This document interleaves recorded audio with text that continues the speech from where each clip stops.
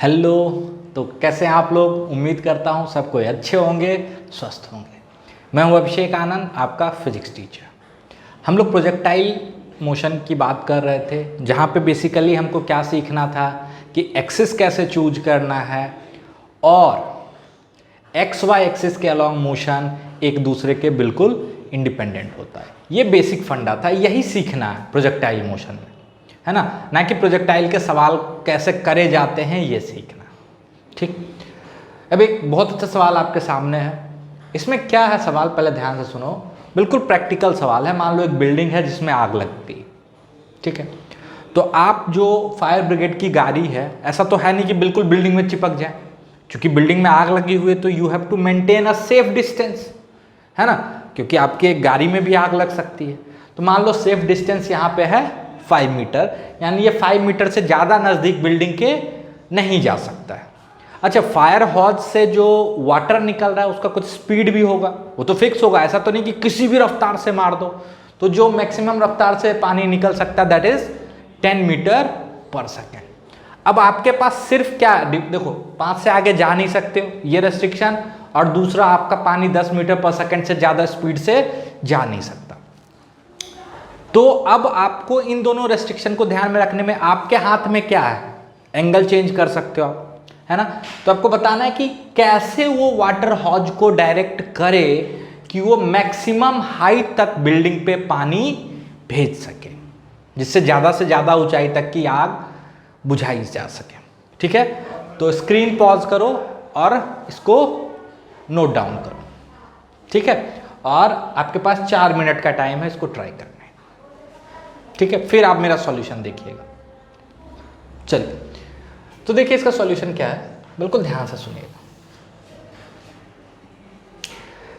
अगर आपको equation of trajectory याद है तो y बराबर x tan theta minus half gx square by u square 1 plus tan square theta, याद आ रहा है?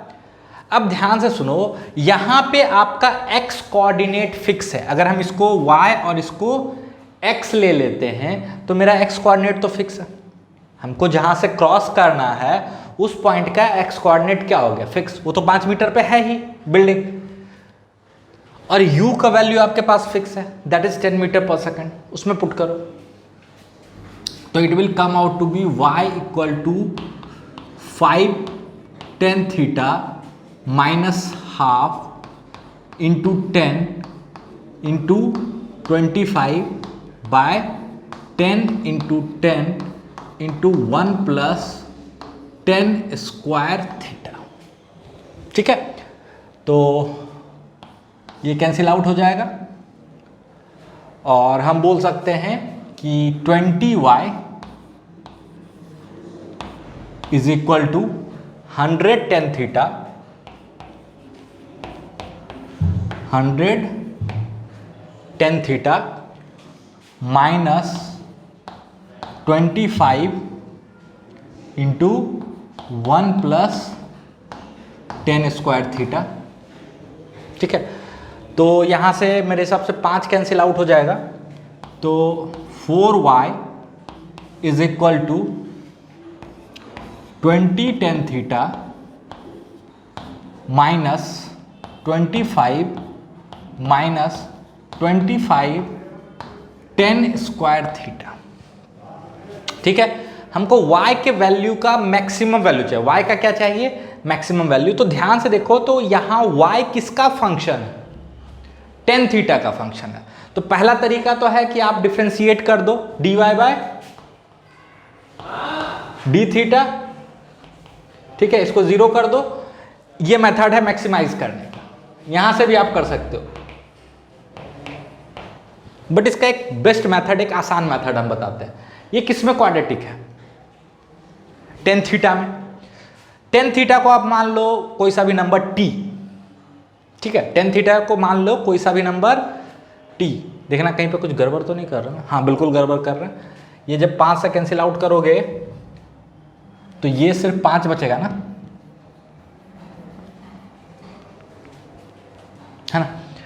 तो टेन स्क्वायर थीटा को टी मान लो तो आप लिख सकते हो 5t², ठीक है, माइनस 20t और प्लस 4y प्लस 5, बिल्कुल ध्यान से सुनना मेरी बात, इज इक्वल टू 0। हमको किसी ऐसे एंगल पे हिट करना है कि ये मैक्सिमम हाइट तक जाए। तो आप खुद बताओ, एंगल का वैल्यू रियल होना चाहिए कि इमेजिनरी? रियल वैल्यू होना चाहिए। दैट मीन्स आप ऐसे बोल सकते हो कि tan theta should be a real quantity, है कि नहीं? टेन थीटा रियल होगा तभी तो आप बिल्डिंग को हिट कर रहे हो। दैट मीन्स हम बोल सकते हैं कि ये जो मेरा क्वाड्रेटिक इक्वेशन है इसमें टी कैसा है? रियल। और रियल रूट के लिए डिस्क्रिमिनेंट का वैल्यू क्या होता है? Greater than 0। दैट मीन्स हम डिस्क्रिमिनेंट क्या होता है? b² माइनस 4ac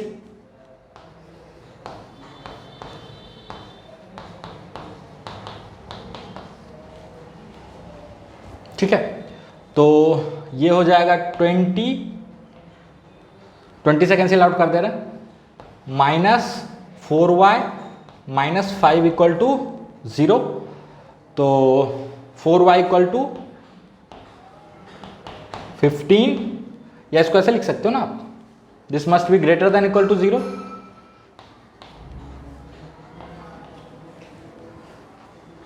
ठीक है, तो 4y इज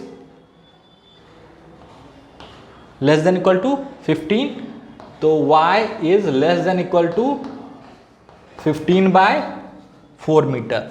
मतलब y का मैक्सिमम वैल्यू क्या होगा जो पॉसिबल है? दैट इज 15/4 मीटर, है ना? तो पहले इसको नोट डाउन करो, फिर हम इस पे बात करते हैं कि इसमें गलती कहां करते हो आप। ठीक है, देखो यहां पे बच्चों के दिमाग में एक चीज आता है कि सर हमने इसको ऐसे क्यों नहीं हिट किया कि जब यहां पे हो तो वो अपने मैक्सिमम हाइट पे हो। ये भी तो आपके दिमाग में आता है कि सर इसको ऐसे हिट करते हैं कि ये ऐसे हिट करा और ऐसे यहां तक जाने वाला ये रास्ता होता है इसका। ठीक है, नहीं, ये नहीं पूछ रहा है कि बिल्डिंग को ऐसे हिट करो कि प्रोजेक्टाइल अपने मैक्सिमम हाइट पे। ये पूछ रहा है कि आप बिल्डिंग को मैक्सिमम किस हाइट तक हिट कर सकते हो। We don't need to hit the building horizontally, है ना? हो सकता है इससे बेटर ऑप्शन मेरे पास है कि हम कुछ ऐसे एंगल पे फेंके कि ये ऐसे जाए और ऐसे हिट करे। भले ही जब वो हिट कर रहा है वो अपने मैक्सिमम हाइट से नीचे है, बट देखो ये ज्यादा हाइट तक आप बिल्डिंग को हिट कर रहे हो कि यहां पे, ऑब्वियसली सेकंड में, है ना? तो यहां पे एक मिस्टेक जो आप लोग सोच लेते हो, आप सोचते हो कि बिल्डिंग को ऐसे हिट करना है कि प्रोजेक्टाइल मैक्सिमम हाइट पे हो। नहीं, देखो इसमें प्रोजेक्टाइल अपने मैक्सिमम हाइट पे है, इसमें ये अपने मैक्सिमम हाइट से नीचे जा चुका है, but still which one is better option? This one. तो बेसिकली आपको ये करना है कि आपको इस पर्टिकुलर एंगल पे हिट करना है कि जब उसका x कोऑर्डिनेट 5 मीटर हो तो उसका y कोऑर्डिनेट मैक्सिमम हो for that given x coordinate. समझ में आया? ये डिफरेंस। ठीक है, इसका दूसरा तरीका है, आप इसको dy/d थीटा करके 0 करके भी मैक्सिमाइज कर सकते हो, बट यहां पे जो बेटर ऑप्शन हमको लगा वो ये था कि अगर इसका रियल रूट आना है तो discriminant should be greater than equal to 0। ठीक है, तो आई होप मोर और लेस प्रोजेक्टाइल में आप अच्छा फील कर रहे होगे, है ना? प्रीवियस ईयर का बहुत ज़्यादा सवाल मिलेगा नहीं, बट शीट में अच्छा अच्छा सवाल है, उसको ट्राई करने की कोशिश करो। ठीक है, अब हम लोग एक बहुत इंपॉर्टेंट टॉपिक स्टार्ट करने वाले हैं, दैट इज रिलेटिव मोशन। अब फिर रिलेटिव मोशन अगर स्टार्ट करते हैं तो बच्चों को लगता है अच्छा रिलेटिव मोशन का मतलब है रेन मैन प्रॉब्लम करना, क्योंकि किताब में यही दिया हुआ। रिलेटिव मोशन का मतलब है कि क्लोजेस्ट डिस्टेंस ऑफ अप्रोच के सवाल करना। रिलेटिव मोशन का मतलब है रिवर बोट प्रॉब्लम करना। नहीं, रिलेटिव मोशन में आपको यह सीखना है कि सेम सिचुएशन को अलग अलग फ्रेम से कैसे हम डिस्क्राइब कर सकते हैं। सेम सिचुएशन को अलग अलग फ्रेम से हम कैसे डिस्क्राइब कर सकते हैं, है ना। इसका एक बहुत इंपॉर्टेंट पार्ट रिलेटिव मोशन में जो हम लोग सीखेंगे दैट इज नेट मोशन, और उसका सबसे बेस्ट यूज आएगा जब हम लोग रिजिड बॉडी डायनेमिक्स में कंबाइंड रोटेशन एंड ट्रांसलेशन पढ़ रहे होंगे। आप बोलते हो सर मेरा मैकेनिक्स ठीक है बट रिजिड बॉडी डायनेमिक्स अच्छा नहीं। अगर आप ये बोलते हो कि आपका रिजिड बॉडी डायनेमिक्स अच्छा नहीं है, इसका मतलब आपका मैकेनिक्स का कोई हिस्सा अच्छा नहीं है, क्योंकि आपने उसको वैसे पढ़ा ही नहीं जैसे उसको पढ़ना चाहिए। इसीलिए रिलेटिव मोशन में बेसिक फंडा होगा ये सीखने का कि सेम सिचुएशन को अलग अलग फ्रेम से अलग अलग जगहों से हम कैसे डिस्क्राइब कर सकते हैं। ठीक है, तो पहले इन सारी चीजों को नोट डाउन करो, फिर हम लोग रिलेटिव मोशन पे आते हैं।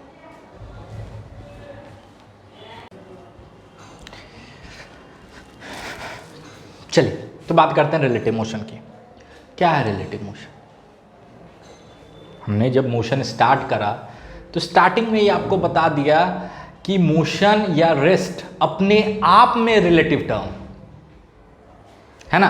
अगर हम बोलते हैं कि ये मूव कर रहा है या ये मोशन में है तो इसका कोई मतलब ही नहीं है किसके रिस्पेक्ट में, क्योंकि किसी एक के रिस्पेक्ट में अगर वो मूव कर रहा है तो हो सकता है किसी और के रिस्पेक्ट में वो रेस्ट पे हो। जैसे एक सिंपल एग्जांपल, आप ट्रेन में बैठे हो, आपके सामने आपका दोस्त बैठा है बिल्कुल आमने सामने, ठीक है।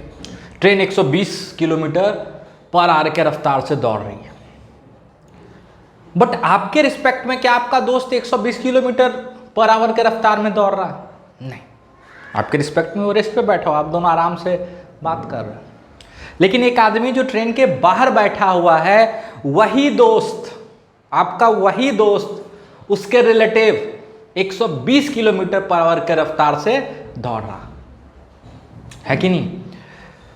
तो ये मोशन और रेस्ट पूरा का पूरा अपने आप में कैसा चीज है? रिलेटिव। तो ये फिर रिलेटिव मोशन का मतलब क्या? तो ध्यान से देखो, यहां पे रिलेटिव मोशन का जो बेसिक फंडा है जो इस टॉपिक के अंदर हमको पढ़ना है वो है बेसिकली सेम सिचुएशन को अलग अलग ऑब्जर्वर के पर्सपेक्टिव से बताना।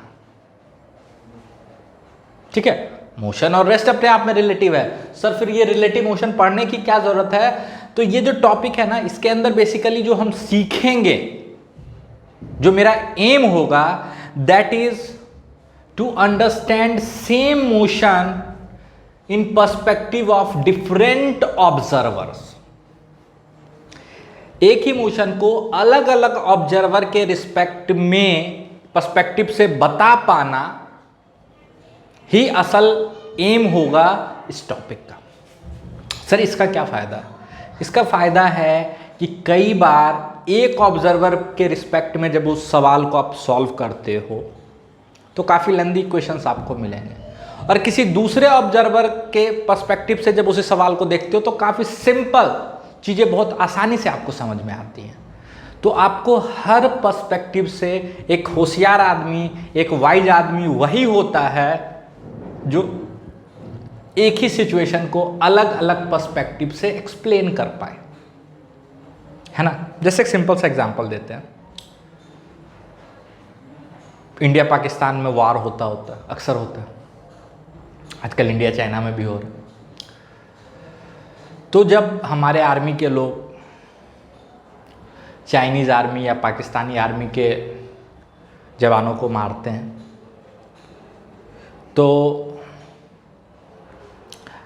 हमारे यहाँ न्यूज़ आता है कि पाकिस्तान के साथ मुठभेड़ में 20 पाकिस्तानी ढेर, है ना। यही न्यूज़ आप पाकिस्तान के पर्सपेक्टिव से सोचो तो उनके तरफ से न्यूज़ आता है कि भारत के साथ मुठभेड़ में हमारे 20 जवान शहीद, मरे तो वही 20 आदमी, बट भारत के तरफ से जब उस चीज़ को देखा गया तो 20 पाकिस्तानी ढेर, और उसी को जब पाकिस्तान के पर्सपेक्टिव से बताया गया तो 20 पाकिस्तानी शहीद, है ना।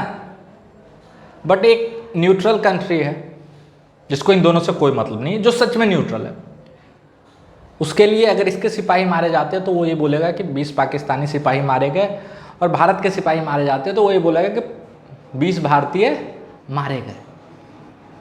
वो एक न्यूट्रल कंट्री, वो दोनों की कहानी को अपने पर्सपेक्टिव से बता रहा। बात समझ में आ रही? एक ही कहानी अलग अलग पर्सपेक्टिव से अलग अलग। तो फिजिक्स में जो पर्सपेक्टिव का मेन फंडा है, ध्यान से सुनना, हर ऑब्जर्वर खुद को रेस्ट पे बोलता है हमेशा। ठीक है, आप ट्रेन में बैठे हो, ट्रेन 220 किलोमीटर पर घंटे की रफ्तार से चल रही है, बट आपको लगेगा हम थोड़े ही चल रहे हैं, ये दुनिया पीछे जा रही है, हम तो यहीं बैठे हुए हैं जहां बैठे थे। तो जो मेन फंडा आपको ध्यान में रखना है कि हर ऑब्जर्वर खुद को क्या बोलेगा, हम तो रेस्ट पे। इसका एक लाइव एग्जांपल हम आपको बताते हैं। जब भी दो कार में टक्कर होता है ना, तो हर कार का ड्राइवर यही बोलता है, हम कहां कुछ किए, हम तो वहीं थे, सामने वाला आके ठोका। और सही भी है, क्योंकि उसके पर्सपेक्टिव में उसका कार रेस्ट पे था, सामने वाला कार आया और उसको धक्का मार दिया। आप ट्रेन में होते हो तो अपने दोस्त को बोलते हो दिल्ली आ रही, दिल्ली आ गई, बोलते हो ना। और कुछ होशियार दोस्त होते तो आपका मजाक बना देते हैं कि दिल्ली थोड़ी आई, ट्रेन दिल्ली गई। बट सच पूछो तो दिल्ली आई, क्योंकि ट्रेन के पर्सपेक्टिव में ट्रेन अगर चली जाती आपको छोड़ के तो आप तो वहीं रह जाते। दैट मीन्स आपके रिलेटिव ट्रेन क्या, रेस्ट पे। तो कौन आया, दिल्ली आई। और दिल्ली के प्लेटफॉर्म पे खड़ा एक आदमी क्या बोलता है, ट्रेन आई। अब आप बताओ कौन सही और कौन गलत? प्लेटफॉर्म पे बैठा ऑब्जर्वर सही कि आप सही? दोनों सही, बोथ आर इक्वली करेक्ट। आपके फ्रेम में दिल्ली आई, बिल्कुल आई, क्योंकि आप जिस फ्रेम में बैठे हो तो रेस्ट पे, बाकी चीजें मूव कर रही, तो दिल्ली आई। और जो दिल्ली के प्लेटफॉर्म पे बैठा हुआ आदमी है उसके लिए तो दिल्ली रुकी हुई है, प्लेटफॉर्म रेस्ट पे है, ट्रेन आई। None of them are wrong, they are correct in their perspective. तो जो बेसिक फंडा यहां पे हम लोग यूज करेंगे कि हर ऑब्जर्वर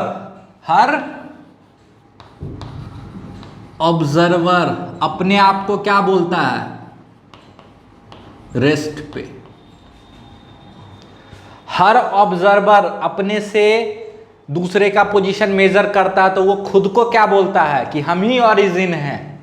क्या है, ओरिजिन। तो हर ऑब्जर्वर खुद को कैसे ट्रीट करता है, एज ओरिजिन। कोई दिक्कत? इसका सिंपल एग्जांपल देते हैं, इसका भी एक सिंपल एग्जांपल देते हैं।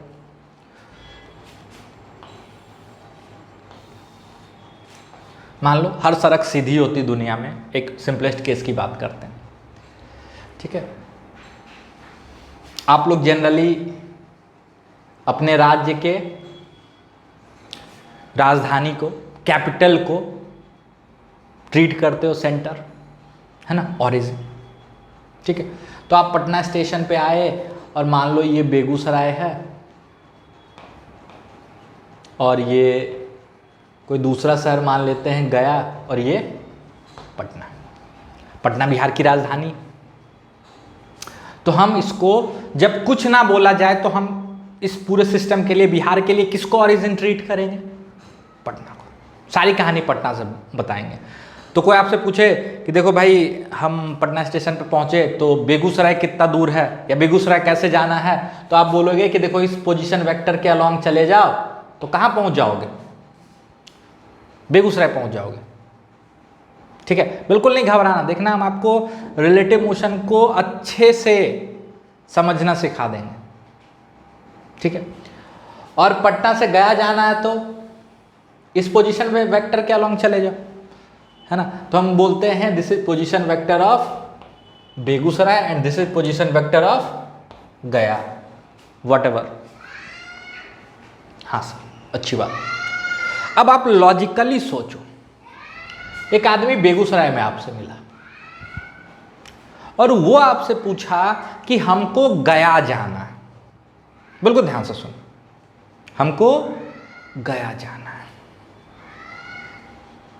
अगर आप समझदार हो तो आप यहां से गया का पता बताओगे कि पटना से? सर हम तो पटना भेज देंगे पहले। भाई ओरिजिन पे जाओ फिर कहानी बताते हैं। नहीं, अब आप बेगूसराय को ही ओरिजिन बना के पटना गया का एड्रेस बता दोगे, है कि नहीं? अगर आप होशियार हो, आप समझदार हो, तो आपको क्या करना चाहिए? बेगूसराय के रिस्पेक्ट में गया का एड्रेस बताना चाहिए कि पहले इसको पटना भेजो और फिर गया भेजो, बेगूसराय के रिस्पेक्ट में, है ना? तो ये ऑब्जर्वर आप क्या किया, खुद को ओरिजिन बना लिया, बोला हम तो यहां से एड्रेस बताएंगे, है ना?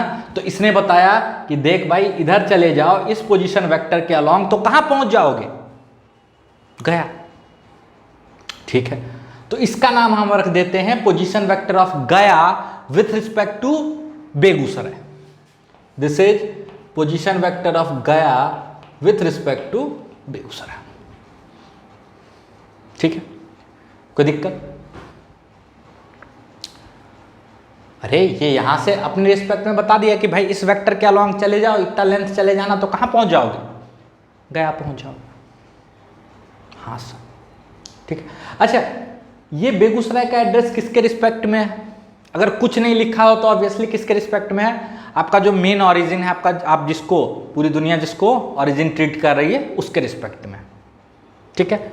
और ये लिखा हुआ बी मतलब बेगूसराय के रिस्पेक्ट में। अब चाहो तो यहां पर लिख सकते हो पटना, कोई दिक्कत?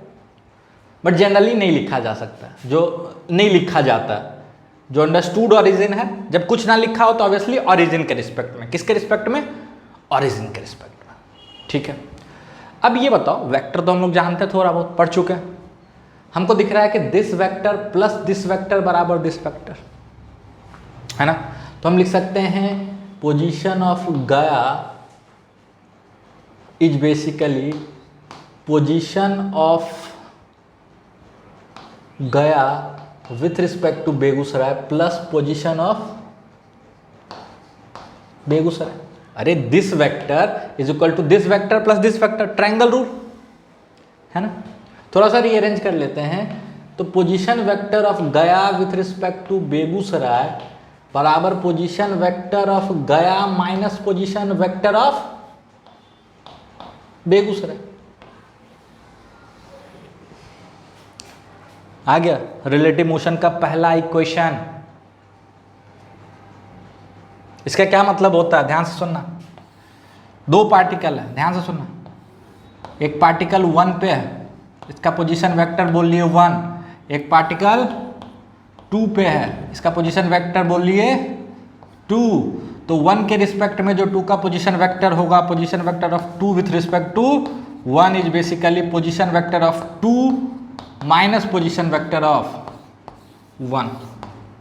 देखो इस वेक्टर से 1 का पोजीशन वेक्टर ओरिजिन के रिस्पेक्ट में, 2 का पोजीशन वेक्टर ओरिजिन के रिस्पेक्ट में, तो 1 के रिस्पेक्ट में 2 का पोजीशन वेक्टर यही होगा ना, position vector of 2 with respect to 1। और ज्योमेट्री से हम बता दिए। अरे बता दिए कि नहीं? ये तो इक्वेशन आ गया, ठीक है। थोड़ा सा इसका फील भी लेंगे हम लोग, थोड़ा सा हम लोग इसका फील भी लेंगे। ये तो भाई सर आपने वेक्टर से बता दिया, ठीक है, बनाया डायग्राम वेक्टर से बता दिया। थोड़ा सा इस चीज़ को और समझने की कोशिश करते हैं, ठीक है। इसको नोट डाउन कर लो जल्दी से। सच पूछो तो रिलेटिव की कहानी खत्म। एक बार डिफरेंशिएट करोगे वेलोसिटी का रिलेशन आ जाएगा, दूसरे बार कर दोगे एक्सेलरेशन का आ जाएगा, काम खत्म। बट हम चाहते हैं आप चीज़ों को समझना सीखो, रटो नहीं कि ये फार्मूला लगा दिए यहाँ पे, ये फार्मूला लगा दिए यहाँ पे, फिर आपको पता ही नहीं चलेगा कि किस सिचुएशन में सोचना कैसे, ठीक। जैसे हम आपको सुनाते हैं कहानी फिर से। अभी 1 डायमेंशन में चलता है, थोड़ा सा काम को आसान करके वन डायमेंशन में चलते हैं, वन डायमेंशनल मोशन। ठीक है, अभी तुरंत हम क्या सीखे हैं कि position of two with respect to one बराबर position of two minus position of one. अब इसको थोड़ा सा हम देखने की कोशिश करते हैं कि ऑब्जर्वर क्या सच में ऐसा ही कहानी सुनाता है कि गणित से यही आ गया और हम कुछ और ऑब्जर्व करते हैं, कि वेक्टर से ये क्वेश्चन आ गया और हम कुछ और ऑब्जर्व करते हैं। नहीं, ध्यान से सुनो। मान लो एक लाइन है, वन डायमेंशनल मोशन का, तो मोशन एक लाइन पे हो रहा होगा। ये कुछ ओरिजिन है,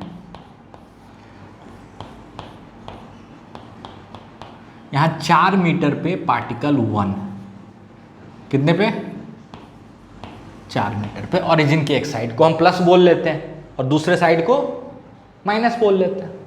ठीक है, यहां पे दूसरा पार्टिकल है, इसको कहां पे बोलेंगे हम? इसका पोजीशन क्या बोलेंगे? -3। अभी हम कहानी किसके रिस्पेक्ट में सुना रहे हैं? ओरिजिन के रिस्पेक्ट में। तो ओरिजिन पे जो ऑब्जर्वर बैठा हुआ है, ध्यान से सुनना, ये 1 का पोजीशन क्या बोलेगा? तो ये बोलेगा कि प्लस वाले साइड में चले जाओ। कितना मीटर? 4 मीटर। तो पोजीशन ऑफ 1 इज 4 मीटर। कोई दिक्कत? अरे दिख रहा है, जो ऑब्जर्वर को दिखा वो हम लिख दिए। अब खुद बताओ, ये जो ऑब्जर्वर है ये 2 का पोजीशन क्या बताएगा? तो position of 2 will be -3 metre. Origin वाला बोलेगा कि भाई माइनस वाले साइड में चले जाओ, 3 मीटर पे आपको 2 मिल जाएगा। कौन मिल जाएगा? 2। ठीक है, अब हम ऑब्जर्वर बदल देते हैं। ठीक है, अभी मूव नहीं कर रहा, अभी नहीं सोचना है कि थोड़ा देर में मूव कर गया होगा आगे पीछे, अपनी जगह पे। अभी पोजीशन की बात कर। अब ये खुद सोचो, ध्यान से सुनना, ओरिजिन से इधर वाले डायरेक्शन को प्लस बोल रहे हैं, इधर वाले डायरेक्शन को माइनस, या ऐसे बोल सकते हो कि इसको वेस्ट बोल रहे हैं, इसको ईस्ट बोल रहे हैं। तो भाई अगर ये वेस्ट है, ये ईस्ट है, तो सबके लिए वेस्ट है ना, और ये सबके लिए ईस्ट है। ठीक है, 1 से पूछो कि 2 कहाँ है, तो 1 बोलेगा इधर माइनस वाले साइड की तरफ। देखो 1 है, इसको 2 को देखना तो क्या बोलेगा? माइनस वाले साइड की तरफ चलो। कितना मीटर चलो? 1 2 3 4 5 6 7। बिल्कुल हम वो बता रहे हैं जो हमको दिख रहा होगा। हम अगर 1 पे खड़े हो जाए तो हमको 2 कितना पे दिखेगा? 7 मीटर दूर, और इस साइड में दिखेगा। तो हम बोलेंगे कि position of 2 as seen by 1 या एज ऑब्जर्व्ड बाय 1 या विथ रिस्पेक्ट टू 1, ये क्या होगा? हम कोई फॉर्मूला नहीं लगाए हैं। क्या ये फॉर्मूला से आया? नहीं। तो जो 1 बोला वो लिखें। ठीक है सर, 1 कहां से बोलेगा? अबे नालायक, थोड़ा सा दिमाग लगा लो। तो 1 बोला कि भाई 2 मेरे से माइनस साइड की तरफ है, कितना दूर? 7 मीटर। तो हमने लिख दिया कि position of 2 with respect to 1 is -7 metre, where minus is the direction.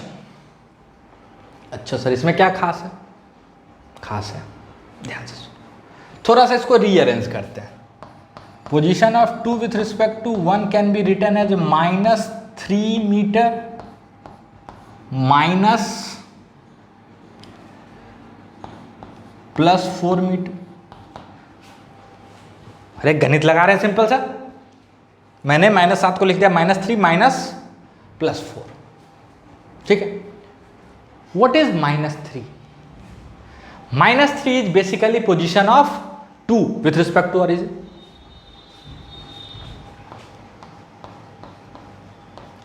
And what is +4? That is position of 1. अरे ये तो वही क्वेश्चन आ रहा है। Position of 2 with respect to 1, ये तो जनरल केस की बात कर रहे हैं, तो वेक्टर से दिखा रहे हैं। 1 डायमेंशनल में कोऑर्डिनेट से काम चला लेते हैं, तो वो भी वेक्टर ही है ना। Position of 2 with respect to 1 बराबर position vector of 2 minus position vector of 1। देखो ये क्या आ गया? Position of 2 with respect to 1 बराबर position of 2 minus position of 1। Obviously ये पोजीशन सेम रेफरेंस में मेजर करना होगा, है कि नहीं? पक्का? Can you feel it now? कि फॉर्मूला रट के काम चला लें? अरे भाई दिख रहा है हमको, 2 डायमेंशन में भी दिखा देंगे, परेशान क्यों हो रहे?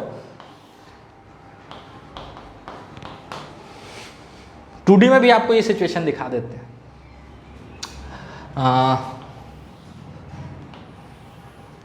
मान लो यहाँ से ये 3 मीटर है और यहाँ से 4 मीटर ऊपर एक पॉइंट है, ठीक है। तो इस पॉइंट का कोऑर्डिनेट क्या हो जाएगा?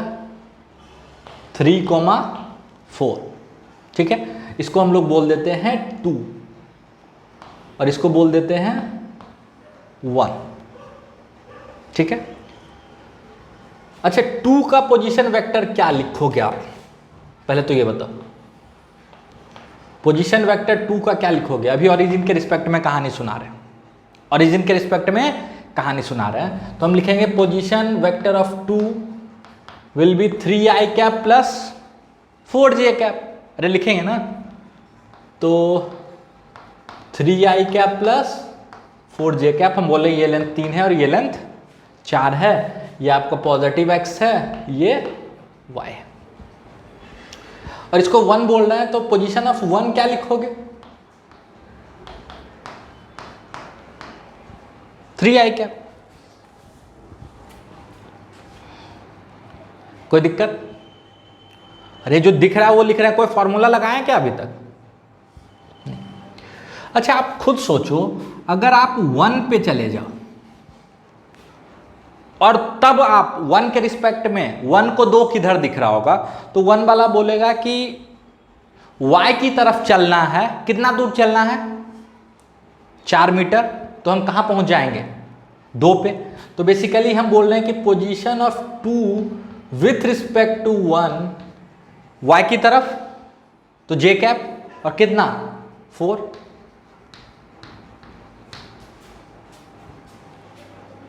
कोई दिक्कत? अरे कोई दिक्कत?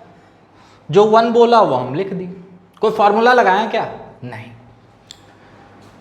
थोड़ा सा मैनिपुलेट करते हैं इसको।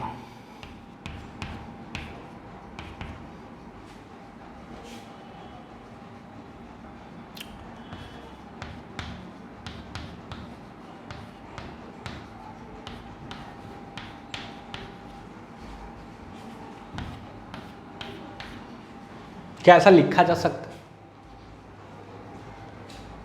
अरे 3i कैप जोड़ दिया और 3i कैप हटा दिया।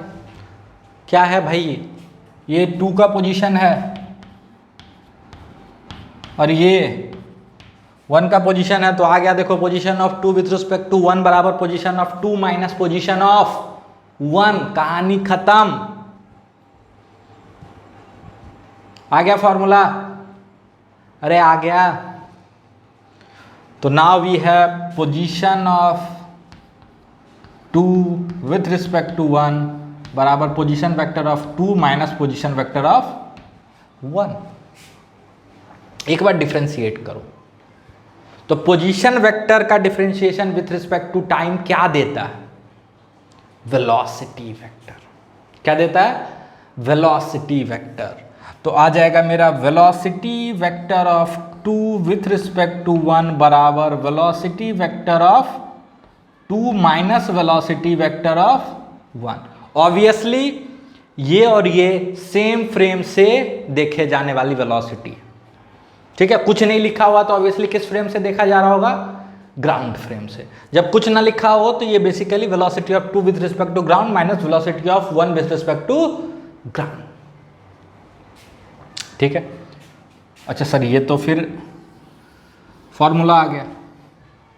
अगेन हम इसको फील करने की कोशिश करेंगे, समझने की कोशिश करेंगे, सिर्फ फॉर्मूला के तौर पे रटेंगे नहीं। एक बार और डिफ्रेंशिएट कर दो, तो आ जाएगा आपका acceleration of 2 with respect to 1 बराबर acceleration of 2 minus acceleration of 1। Acceleration of 2 with respect to 1 बराबर acceleration of 2 minus acceleration of 1। पहले यहां तक की बात को नोट डाउन करो, फिर इसको समझने की कोशिश करेंगे थोड़ा सा, ठीक है। चल देखते हैं।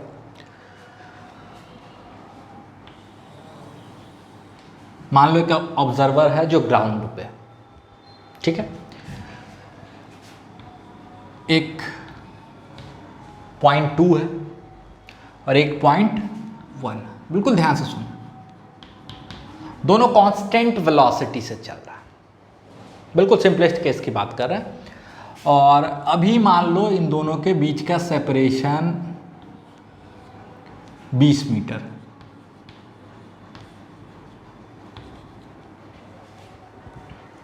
ठीक है। इन दोनों के बीच का सेपरेशन क्या है? 20 मीटर। इस डायरेक्शन को हम लोग बोल रहे हैं पॉजिटिव डायरेक्शन और इसको बोल रहे हैं नेगेटिव, ठीक है। इस डायरेक्शन को पॉजिटिव और इसको नेगेटिव। 20 मीटर है, ठीक है। 0.1 इधर मूव कर रहा है 8 मीटर पर सेकेंड से,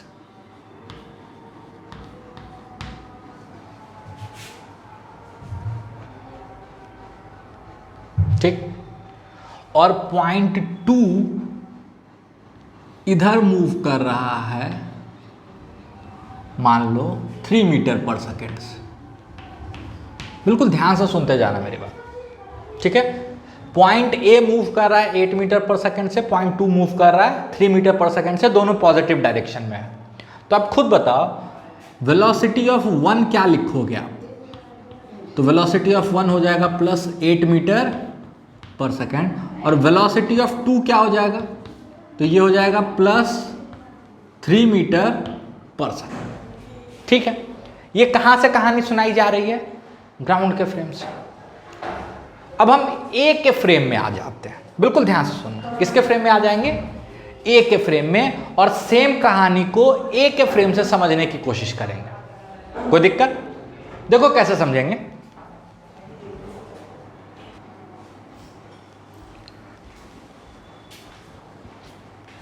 चलिए, तो अब क्या होगा ये बताओ, 1 सेकेंड में ए कितना आगे चला जाएगा? 8 मीटर, है ना। और बी कितना आगे चला जाएगा? सोचो, 3 मीटर। तो कहानी क्या होगी 1 सेकेंड के बाद? ध्यान से सुनना। ये ए पहले था, ये 1, ये 2 था, ये 1 था, ये सेपरेशन क्या था? 20।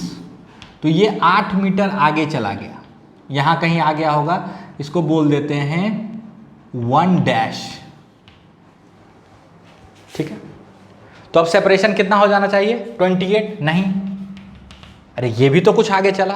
कितना? 3 मीटर। ये 8 मीटर चला, ये भी 3 मीटर चला, यहां कहीं आ गया मान लो 2। तो अब इन दोनों के बीच का सेपरेशन क्या रह गया? 8 से बढ़ा और 3 से घट गया, तो 25, है ना। तो ये सेपरेशन हो गया 25 मीटर, ठीक है। ये कहानी कहां से हम लोग देख रहे हैं? ग्राउंड से देख रहे हैं, सब कुछ समझ में आ रहा है। ए के फ्रेम में चले जाते हैं। किसके फ्रेम में? ए के फ्रेम में। क्या अब ए चल रहा होगा? नहीं, अब ए नहीं चला होगा। भाई हम अगर ट्रेन के फ्रेम में है तो ट्रेन चलती है क्या? नहीं। ए के फ्रेम में जाने का मतलब ऐसा समझो, चींटी बन के ए पे बैठ गया, तो क्या आपको ए चलता हुआ दिखेगा? नहीं, आप तो ए पे बैठे हुए। अगर ये आगे चलेगा भी तो आपको ऐसा लगेगा कि ये तो वही है भाई, तभी तो आप उसके ऊपर बैठे हो। आपको लगेगा दुनिया पीछे आ रही है। तो हम ए के फ्रेम में चलेंगे। किसके फ्रेम में? ए के फ्रेम में। तो अब इस कहानी को कैसे देखा जाएगा? बिल्कुल ध्यान से सुनना। ये तो ग्राउंड फ्रेम से हम लोग सुन लिए कहानी, ए के फ्रेम से सुनते हैं। From as perspective,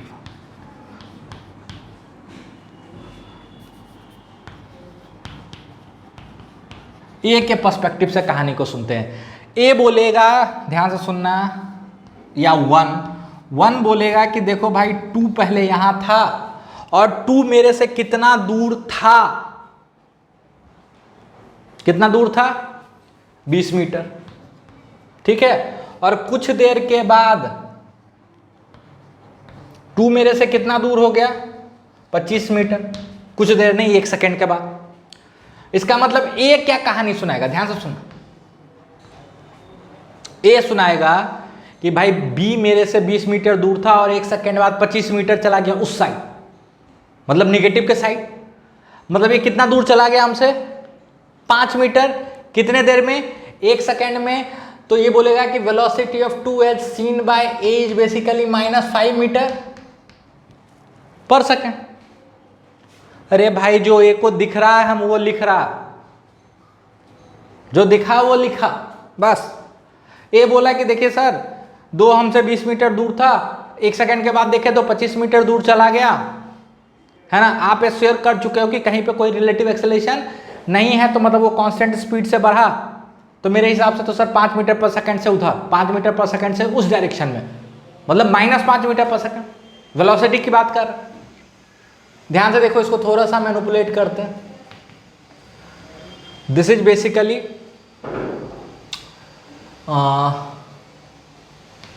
3 metre per second -8 metre per second लिख सकते हैं। अरे ये क्या है, velocity of 2 with respect to 1, this is basically velocity of 2, this is basically velocity of 1। कहानी खत्म, कहानी खत्म। यही तो हम लोग ड्राइव भी किए, और यहाँ पे क्या कोई फॉर्मूला यूज किए नहीं, जो दिख रहा था वो लिखते जा रहे थे, रिजल्ट सेम आया। ठीक है, तो कल से हम लोग रिलेटिव मोशन और आगे सीखेंगे। अपने पास यूरोडोप जरूर रखिएगा। हो सकता है यूरोडोप के कुछ सवाल हम क्लास में एज क्लास इलस्ट्रेशन करवाएं। अब आप सोचोगे कि सर पता तो हमको चला है कि यूरोडोप बहुत टफ किताब है सर, बहुत मैथमेटिकल है।